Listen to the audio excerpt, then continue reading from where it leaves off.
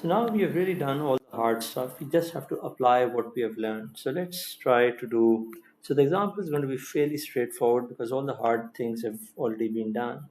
Let's say I want to divide 570 divided by 16.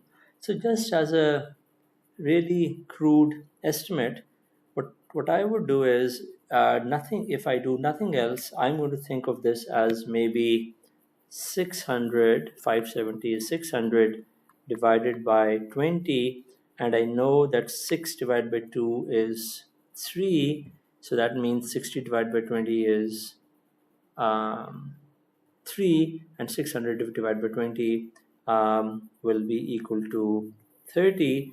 And this is again the cancellation law because you have two zeros here and one zero here, so one zero is going to show up, and 6 divided by 2 is 3. And we went through the justification of it in great detail. Okay, so we have a sense of how big the number is going to be. Let's start calculating exactly. So let's do 570, and we have 16 over here.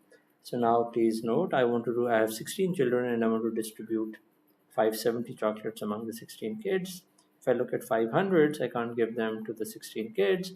So I interpret the 500s as 50 tens, and I have 7 tens. So now I have 57 tens. If I have 57 tens, I can certainly give them to the children, and I know that 3 16s are 48.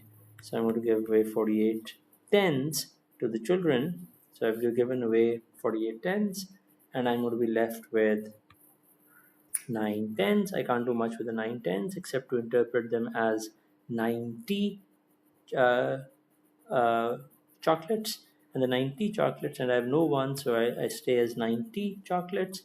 And I know that oh, I should have used a different color. So I get 90 chocolates, and I'm going to have I know 5 16s are 80, so I'm going to be left with 10 as the remainder. So this is the remainder. So the answer is that the quotient is 35 and the remainder is 10. That's and you can see that our estimate was not terrible. We said 30 and the answer is 35, so it's roughly okay. Let's try another calculation, a bit longer, maybe a bit harder. Let's say I want to divide 6,553 by 28. Now, before I do that, I'm still going to estimate it in a very crude way. So let's see. I'm going to approximate this as maybe I can approximate this in a very crude way as 6,000. So I'm going to say this approximation is going to be 6,000 divided by 30, and by using the cancellation rule, I'm going to get an answer which is approximately 200. Now I know this is a very crude estimate because I've decreased my the number of chocolates from 6,553 to 6,000 and increase the number of children from 28 to 30. So I'd expect my answer to be a bit larger than 200. Okay, so let's try to do the calculation, but it's important to get a sense of how big the answer is going to be.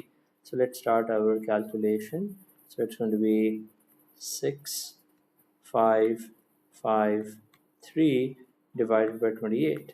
Now I start out with 6,000, and I can't do anything with the 6,000s because I have 28 kids, so I give 0,000s to each children.